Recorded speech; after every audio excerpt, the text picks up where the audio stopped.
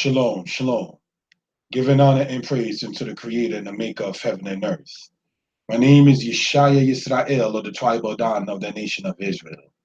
This particular presentation, brothers and sisters, called Not for the Novice, History Untold to the Masses, is dedicated to sitting there and setting truth back into this earth, brothers and sisters. And in this particular presentation, within the different parts of it, there's going to be, brothers and sisters, advertisements for people's businesses that they have. Okay, so this is actually a part two to an event, and this is an updated version due to some corrections I had to make with the spelling. All right, so without any further ado, brothers and sisters, let's get into this for reason and purposes. Shalom. Next slide. Honor to the Most High. Giving honor and praise to the Creator and Maker of heaven and earth, the Most High, blessed be He, the Creator, the one who sees all and is not seen, the one who judges all and is not judged, the one who makes things from no things and is not made himself. He was before anything that existed, even the first, but his existence had no beginning. He is the first and the last, and the God of all creatures, who alone created the heavens and the earth, and the sea, and all that in them is. Blessed be He forever and ever. Brothers and sisters, in this particular one right here, I wanted to sit there and give somewhat of a prayer and accolades to the Most High and His glory, because it is from the Creator that we are able to even promote such things, learn such things, talk about such things, expound on such things. So, brothers and sisters, let us continue in this particular regard. Next slide, please. Now, this presentation called Not for the Novice, History Untold to the Masses.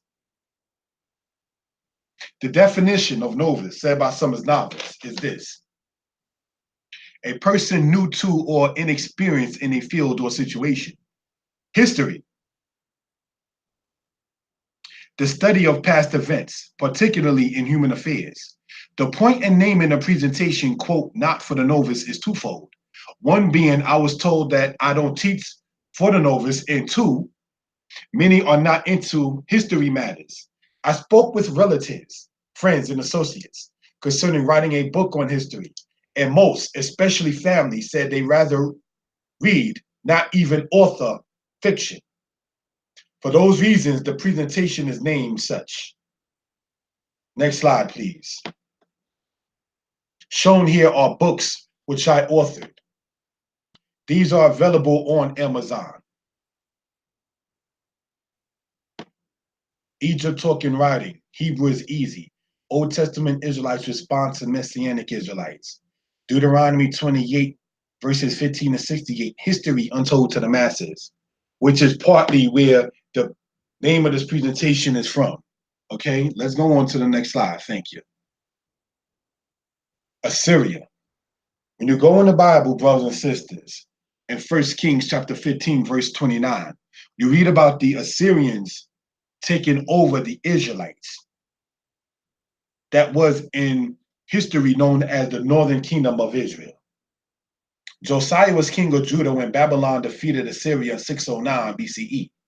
Josiah was assassinated by Necho of the 26th dynasty of Egypt.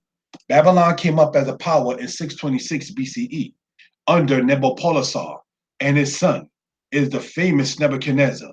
This Nebuchadnezzar is mentioned in 2 Kings chapter 24, verse 8 through 12. Jehoiachin was taken captive with Ezekiel. When you go to Ezekiel chapter 1, verse 1 through 3. Now, in this particular presentation, I'm not going to read the citations that, or the quotes that's actually posted there.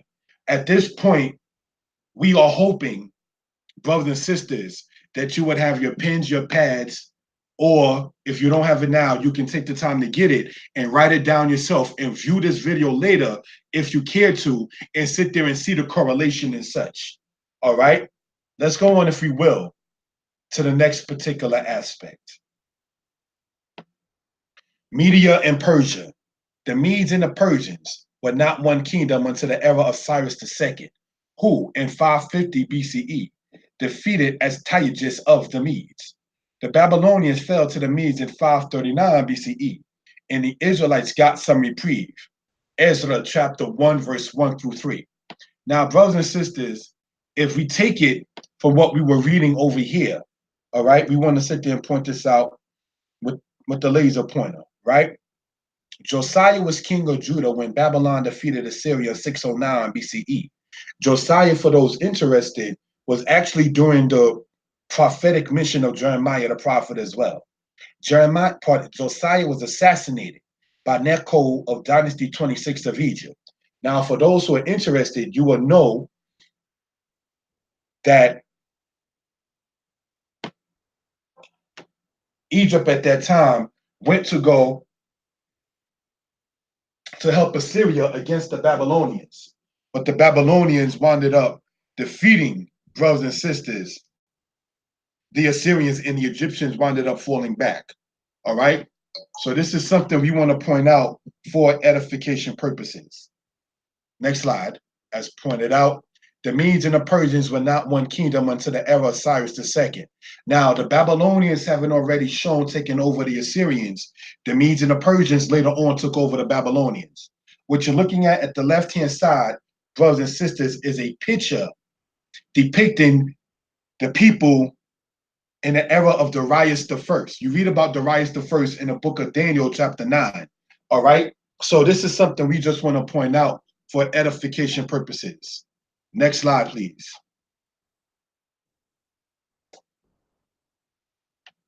Greece. Alexander, son of Philip, was Alexander III. He ruled from 336 to 323 BCE. He had province from Egypt to India. It is known too, he tried to take over Ethiopia, but he was defeated. The Greeks brought Hellenism and tried to make everything Greek. First Maccabees chapter 1, verse 11 through 16, and First Maccabees chapter 3, verse 48.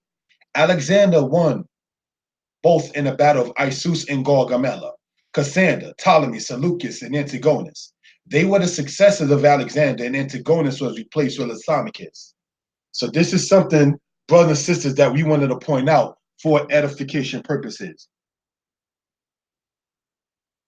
These are things that you can check out within history itself to sit there and see how it correlates.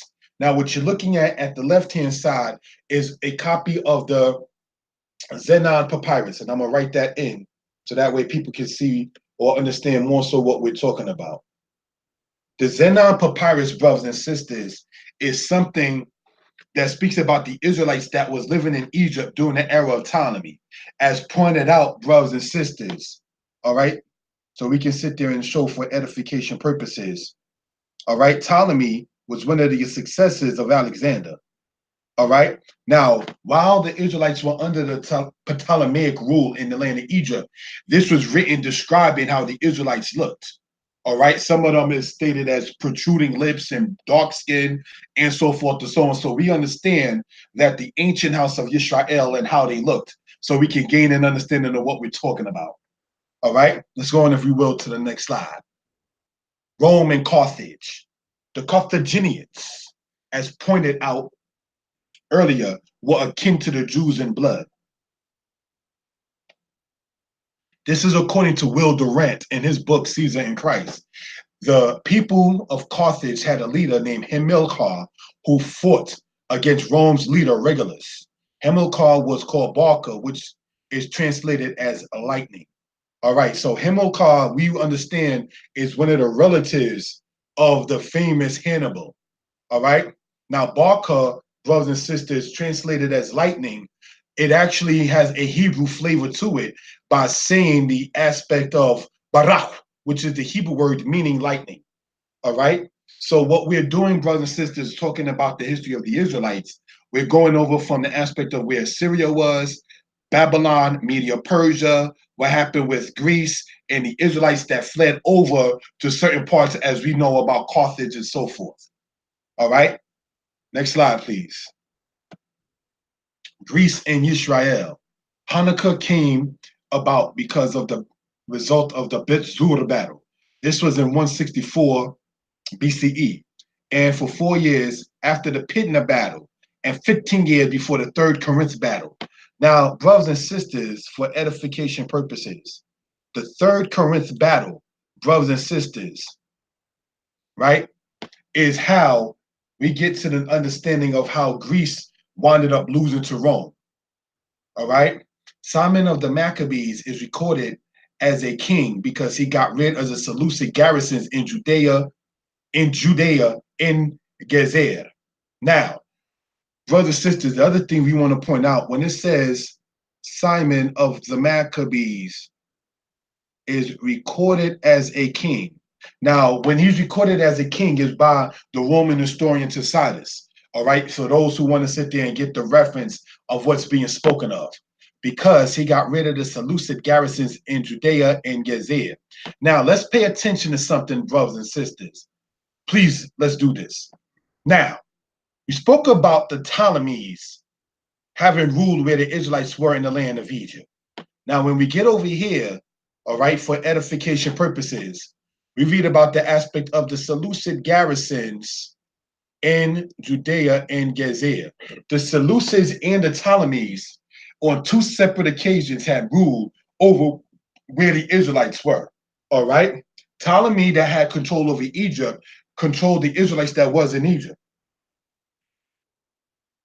Now, brothers and sisters, we spoke earlier of the Pitna battle, all right? The Pitna battle, brothers and sisters, is when you had the aspect of the Seleucids defeating the Ptolemies, all right? And so they wound up gaining control over what is referred to in history as Palestine. The word Palestine is a name given to that place by the Roman emperor named Hadrian, all right? And that was obviously, as it says in the Bible in Psalms 83, to rid the name of Israel out of existence. So they wanted to cover it up with another person or another people's name, all right? So let's go on, if we will, into this. Antiochus IV was defeated also by John Hyrcanus and Judah. Now, when it says in Judah, it's talking about, brothers and sisters, Judah, a person, not necessarily talking about John Hyrcanus and the tribe of Judah, both being the sons of Simon. Simon Maccabeus is the brother of Judah Maccabeus. Thus, John Hyrcanus, that we see in history, brothers and sisters, was the nephew of Judah Maccabeus. And by default, John Hyrcanus is the grandson of Matthias Maccabeus. Now, after the Maccabees, the initial line had ceased, not out of existence, but ceased in name, they became later on known as the Hasmoneans. All right. So this is something we want to point out for edification purposes, if you will. All right. Next slide. Note from selected sources. Edom and Rome was attempting to rid Israel. Now, why do we want to sit there and point that out? It's for two reasons, brothers and sisters. The Edomites were in cahoots and friends with the Romans in history, all right? So with the Romans and the Edomites being friends, they had a unified front, and that is to get rid of the house of Israel. So when the children of Israel were pushed up out of their land, all right, we're talking from the era of when the Ptolemies and the Seleucids. In that era, in the Apocrypha, it says that the children of Israel fled wherever they could find security. So this is part of the beginning, if you will, of the diaspora. You understand? Then after that, brothers and sisters, the Israelites was pushed further and further south. Now, if the Israelites, we want to point out, ever since the time of Jeremiah and even before, were known for going to places in continental Africa, would it not make sense for them to continue in such vein when they was running away from their enemies or fleeing from their enemies? See, this gets into a point of what we're talking about for edification purposes. All right. Now, what you're seeing on the left-hand side is part of the book that I wrote called Deuteronomy 28:15-68, History Untold to the Masses. I'm going to read part of it. It says, all right, we want to point this out, the laser pointer. Basil Davison, in his book, A History of West Africa, points out that the slave trade went north from Africa to Portugal and Spain. Then in the time of Columbus, natives were shipped from the Caribbean to Europe. The book, quote, Black Indians by William Katz explains such. The author Eric Williams, in his book, Documents of West Indian History, points out also the first slave ship going to the West was in 1518, according to Basil Davison. Now, why do I call this kind of aspect history untold to the masses? Is because in many cases, these kind of links are not made by many people in history. It is incumbent, brothers and sisters, for us as the house of Israel to present our case on why we say what we say to people. And then from that point, if people care to hear, so be it. If people care not to hear, then so be it. Okay, can I be heard? If I can be heard, let me get a one, brothers and sisters. All right. Now, Edom and Rome were attempting to raid Israel when Antipater died of poison. Mark Antony made Herod and his brother Phasael tetrarch. That is to say, a particular ruler of four-man kind of ruler kind of thing. Mark Antony lost to Augustus. Now, this Augustus, all right, was also known as Octavian, aka Augustus of Rome. This is important to get into. So Herod made friends with Augustus. Now, when we want to show brothers and sisters by the highlighting, if we will, right?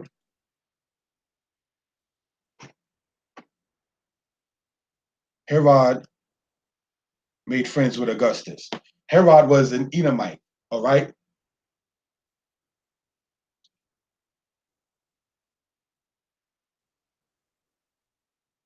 Augustus was of Rome, all right? That's something we want to point out for edification purposes. The Edomites during that time were, as we will know, known as the Idumeans. Next slide. The matter of Edom and Rome. We want to point out that Edom, shown at the top right, is on one location. And on the bottom right, a different / extended location. So what you see right here highlighted on the top right is Edom.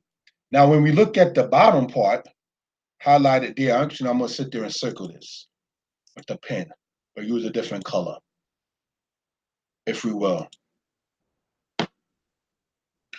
All right. Where we see Edom right there. Now, that was during the aspect of them being inside of the land closer to where the children of Israel were at, as opposed to over here, as pointed out in the book of Joshua 15, that the children of Judah lived on the western side of where Edom was. Now we see Edom here on the bottom part here on the southern part of where Judah was. So they have for centuries been trying to etch their way into the land of Israel. All right. So now when we go, for instance, in history into the book of Obadiah, it gets into the aspect of saying that Edom should have never touched Jacob's portion. Neither should have you have carried away his substance. So by them carrying away the substance, that is to say the writings, that is to say the culture, that is to say the ornaments, that is to say the rituals, that is to say the customs of the children of Israel, as Kohen Mikael pointed out in his book, Israelites and Jews, a significant difference. You had it to where the Edomites, having acquired things of and from the Israelites, went over into Europe with it. All right. So these are things, brothers and sisters, that we want to point out for edification purposes. Okay. Next slide. Thank you. Notes from selected sources. We want to use the laser pointer in this one. The Israelites were the third world in their day in that time. The other two worlds were the Edomites and the Romans. A Roman procurator named Florus stole from the temple. And this is the reason for the revolt that caused Nero to send Vespasian against the Israelites. Now, brothers and sisters, we want to sit there and highlight this particular aspect, right? This is the result. This is the reason, pardon me, for the revolt that caused Nero to send Vespasian against the Israelites. Now, I want to sit there and make a side note concerning this kind of thing. If we know good and well and can see that in the time of Ezra, the people wrote to the king of Persia and was saying, don't let the people build their temple. Because once they build their temple, then they will not be subservient to you, O king of Persia. All right? One. Secondly, when you get into it, brothers and sisters, the fact that their temple was robbed from is what made them want to revolt. These nations, be they the Romans or other, not to be funny, Europeans never did forget that history. You understand? So they know good and well our spiritual connection. When it has been violated, we do become violent. You understand? That's something we want to point out. When our spiritual connection has been violated or disrespected, we do, as a people throughout our history, become violent. And that's what we see going on here that actually made Nero send Vespasian against the Israelites. The Israelites in Beth Horon defeated the Romans. Then the Israelites lost to the Romans in part due to internal matters among themselves. Though what the point right here is, due to the fact that there were Israelites squabbling among themselves, is what made the Romans be able to sit there and take over them. What are we going into that particular aspect? You have to understand that the house of Yisrael or Israel never ever got, quote, love or props or respect or honor, if you will, by going against their own. Nobody comes out the true victor once it comes to what is an internal battle or once it comes down to a civil war. And you would find, brothers and sisters, people who want to be against their own, they are never against the enemy. It just is what it is. Just check it out and you'll see the reference. All right, so let's go on.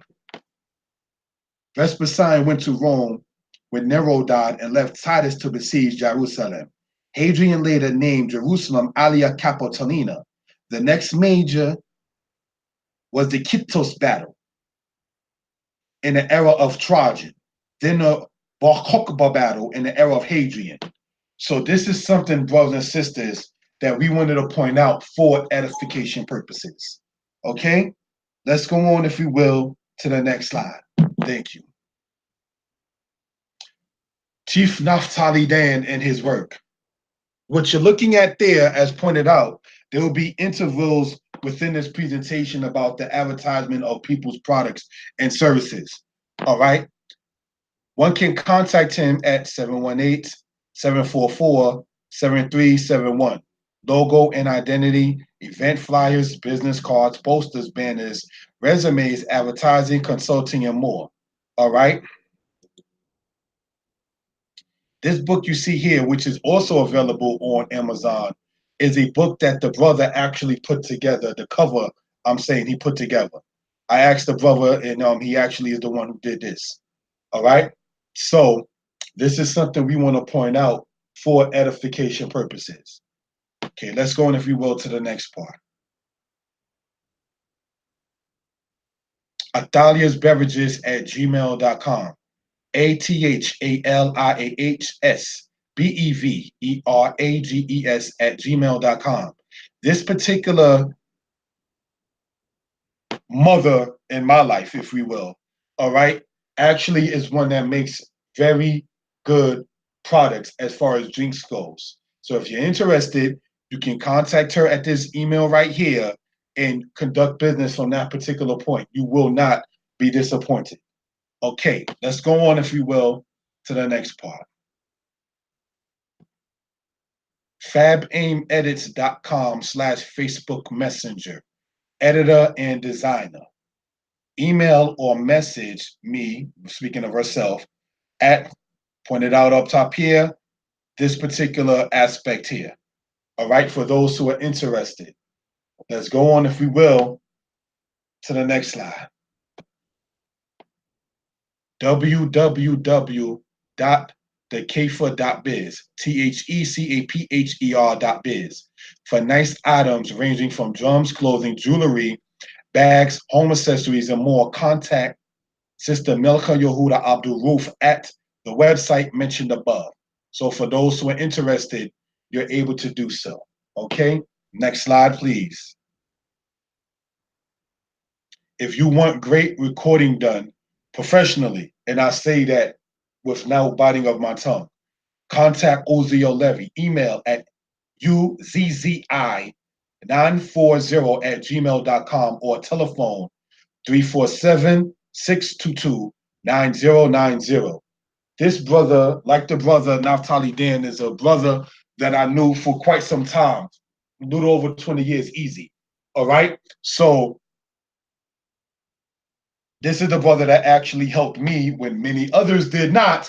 You understand? Once it came down to working YouTube and so forth to someone and getting things done in production. All right.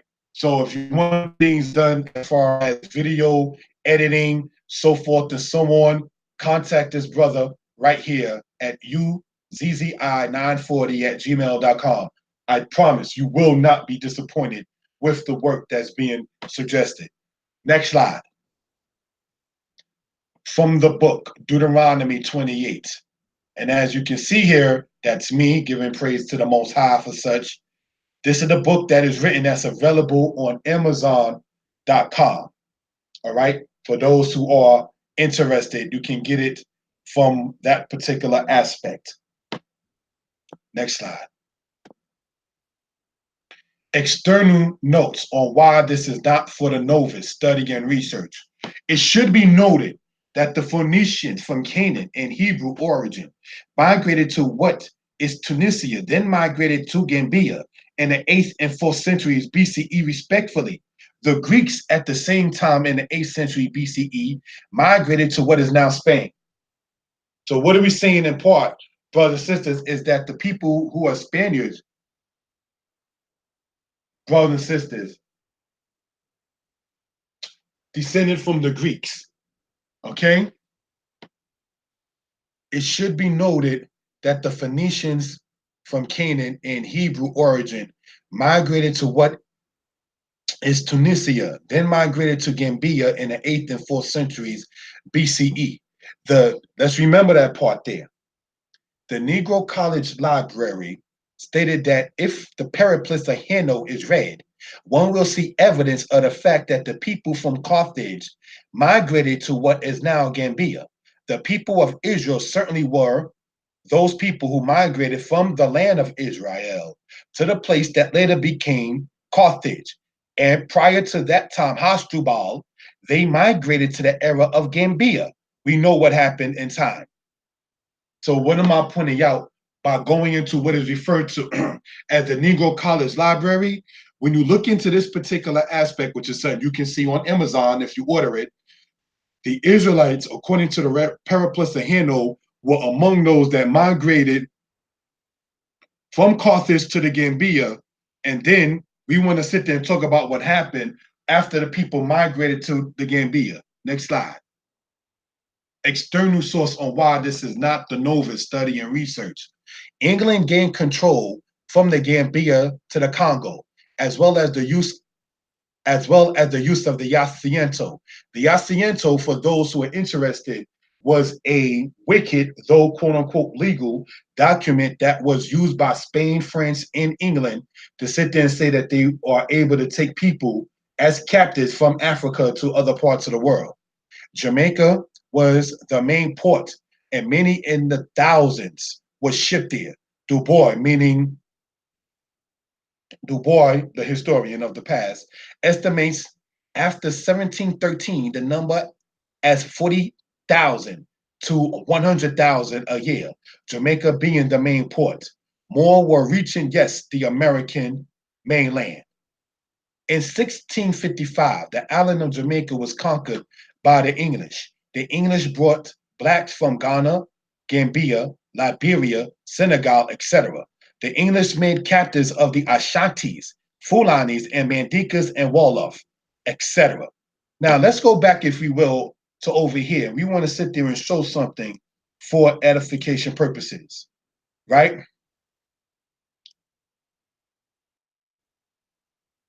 Here we see Gambia. And here we see prior to the time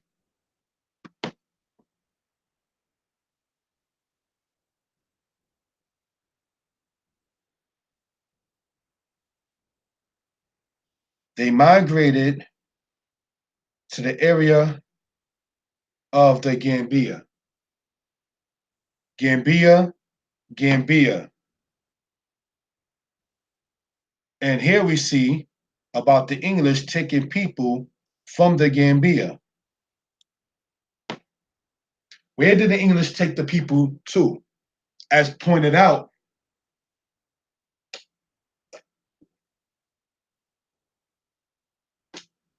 they the English had control over Jamaica since the 17th century. So where do you think the people that wound up migrating to Gambia were later on taken in part? Next slide, please. From a book to be released. This book that we're citing from is not released as of yet. It may be a shocker to some, but enslavers believed the slaves were happy. One named Samuel Cartwright in 1851 coined the term drapetomania, a condition said to be an illness. This, quote, illness is classified by slaves who wanted to be free. This is from a book, brothers and sisters, that I am working on that is currently not available for purchase. One cannot buy this book as of yet. Nonetheless, brothers and sisters, it is going to be available, most high willing, as time goes on. The British West Indies ended slavery in 1834. Some say 1838 when they wanted to have 4 more years to colonize them mentally. The United States ended slavery in 1865.